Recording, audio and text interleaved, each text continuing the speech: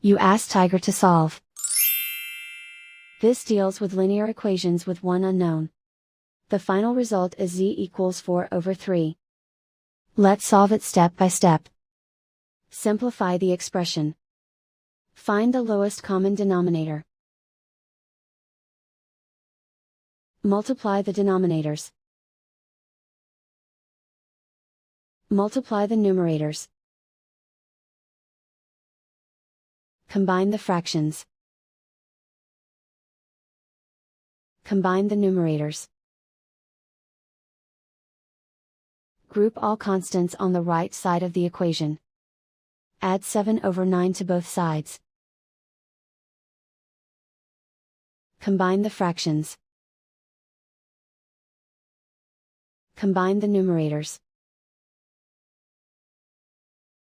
Reduce the zero numerator. Simplify the arithmetic.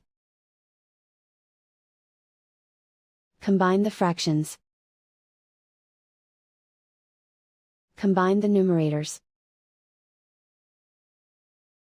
Find the greatest common factor of the numerator and denominator. Factor out and cancel the greatest common factor. And so the final result is z equals 4 over 3.